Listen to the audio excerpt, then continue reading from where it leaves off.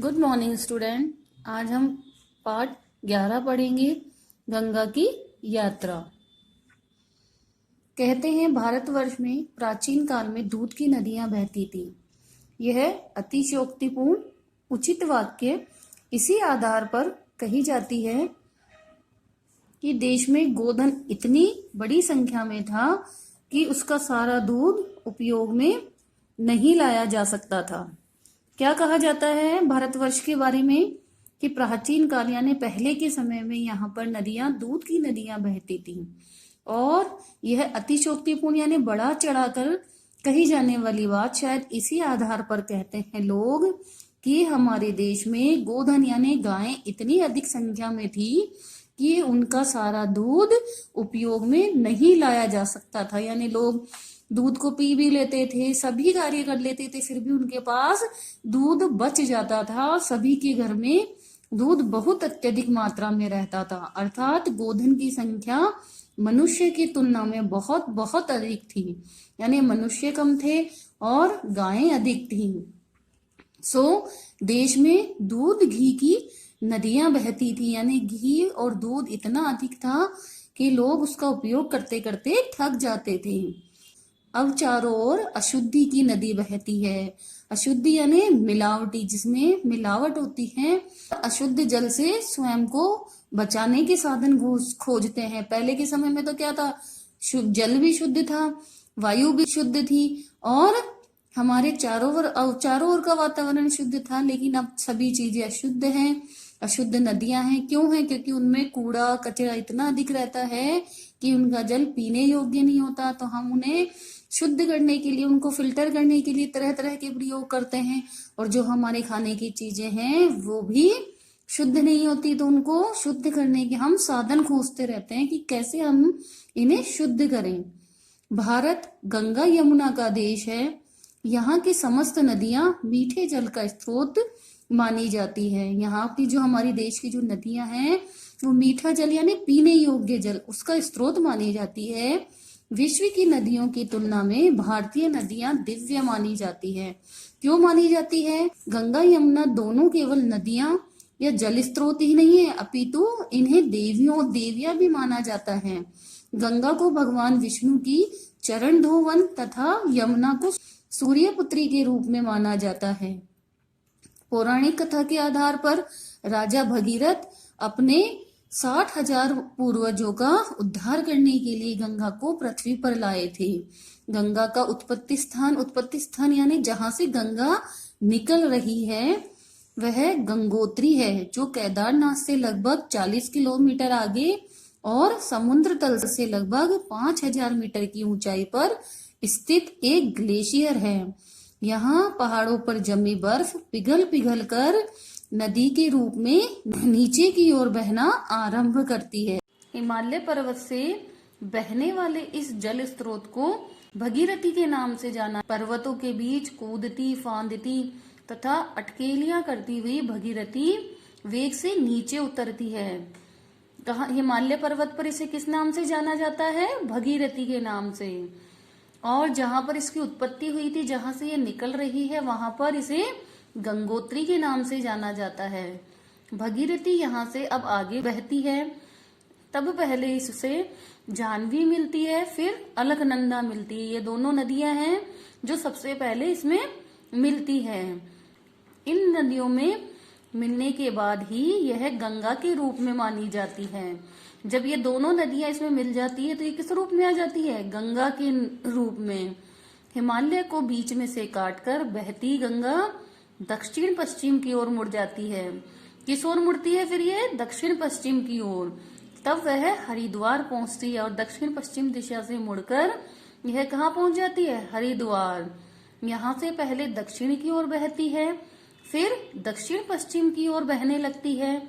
इस तरह जब यह फर्रुखाबाद के पूर्वी क्षेत्र में बहती है, गंगा नदी आकर इसमें मिल जाती है। प्रयाग में गंगा और यमुना का मिलन होता है। प्रयाग में क्या होता है? दो नदियों का मिलन होता है, गंगा और यमुना का, और इसे संगम के रूप से जाना जाता है। यहाँ पर कुंभ का मेला भी लगता है। जिसमें करोड़ों लोग पवित्र स्नान कर धर्म लाभ उठाते हैं। प्रयाग इलाहाबाद में गंगा पूर्व दिशा की ओर बहती है। प्रयाग कहाँ है?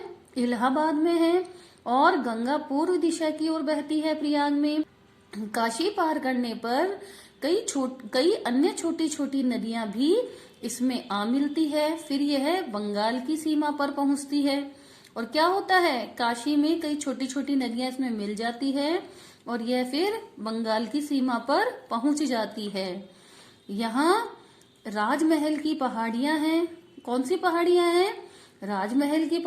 गौरनगर के खंडरों से 32 किलोमीटर आगे गंगा अनेक शाखाओं में बंटकर मुहाना बनाती है। बंगाल की खाड़ी का यह पहला मुहाना समुद्र तट से 480 यानी 480 किलोमीटर दूर है। बंगाल में गंगा के अनेक नाम प्रचलित हैं। पहले वह पद्मा कहलाती है। ब्रह्मपुत्र से मिलने के बाद इसका नाम मेघना हो जाता है। बंगाल की सीमा के आसपास यह भगीरथी है और समुद्र के पास पहुंचने पर हुगली हो जाती है। कौन कौन से नाम बताएं इसके? पहले तो वह पद्मा कहलाती है। कब कहलाती है? जब बंगाल के पास पहुंचती है तो बंगाल में इसके अनेक नाम हैं। कहीं पे इसे पद्मा कहा जाता है और ब्रह्मपुत्र नदी के मिलने पर इसे मेघना कहा जाता है और बंगाल की सीमा के आसपास इसे भगीरथी कहा जाता है और समुद्र के पास पहुंचने पर इसे हुगली कहा जाता है। बंगाल की खाड़ी में अपना विलय करने से पूर्व गंगा अपने मुहाने पर अपने साथ लाई मिट्टी, गाद व बालू के कण छोड़ती है, जिससे दुनिया का सबसे बड़ा डेल्टा बनता है। इसे गंगा डेल्टा कहते हैं। डेल्टा किससे बनता है? जो गंगा अपने साथ मिट्टी लाती है, गाद लाती है और बालू के कण लाती है, उससे डेल्टा बनता है और उसका नाम क्या है? गंगा डेल्टा। गंगा भारत की सबसे बड़ी नदी है जिसकी यात्रा 2521 किलोमीटर मानी जाती है। कितनी मानी जाती है? 2521 किलोमीटर। यह देश के जिन जिन क्षेत्रों से गुजरती है उनके लिए यह जीवनदायिनी है। जीवनदायिनी यानी जीवन देने वाली, क्योंकि इसका पानी पीने योग्य है, इसलिए यह जीवनदायिनी है। देश की सिंचाई व्यवस्था का अधिकतम भार इसी नदी पर है और लोग क्या करते हैं? इससे सिंचाई भी करते हैं। परंतु हमारा दुर्भाग्य है कि हमने इस जीवनदायिनी नदी को न केवल सर्वाधिक दोहन किया यानी इसका शोषण किया, अपितु इसमें प्रदूषण घोलकर इसकी शुद्धता और पवित्रता के साथ खिलवाड़ भी किया है। क्या कर दिया है लोगों ने? इसमें गंदगी डाल देते हैं, लोगों के कल कारखानों का गंदा पानी छोड़ देते हैं, लोग इसमें कचरा डाल देते हैं, इससे यह दूषित हो रही है। क्या ऐसा होने पर गंगा जीवनदायिनी रह सकेगी? बताइए, नहीं रह सकती ना, क्योंकि इसका जल अगर खराब हो जाएगा तो हम इसको पी सकेंगे? नहीं पी सकेंगे। उसको शुद्ध करने के साधन खोजते रहेंगे। जिस प्रकार हमने गोधन का शोषण व दोहन कर कल कारखानों में पहुंचाया और आज की दूध की कमी से जूझ रहे हैं, उसी प्रकार देश सदा नीरा नदियों को गंदे नाले के रूप में पा रहा है। पहले दूध की नदियां बहती थी, अब वास्तविक नदियां भी अपने अस्तित्व की रक्षार्थ हेतु आमरण अनशन पर हैं, परंतु सुनने वाला कोई नहीं है। अधिक लोभ संजोने वाला मनुष्य वास्तव में जो इसे अधिक लाभ पहुंचाता है, सर्वाधिक दोहन कर उसका जीवन लील जाता है।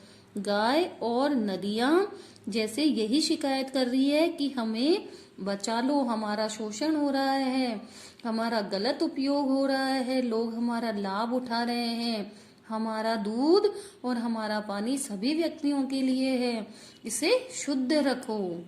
ओके बच्चों, यह पाठ आपको पढ़ना है और इसके क्वेश्चन आंसर करने हैं।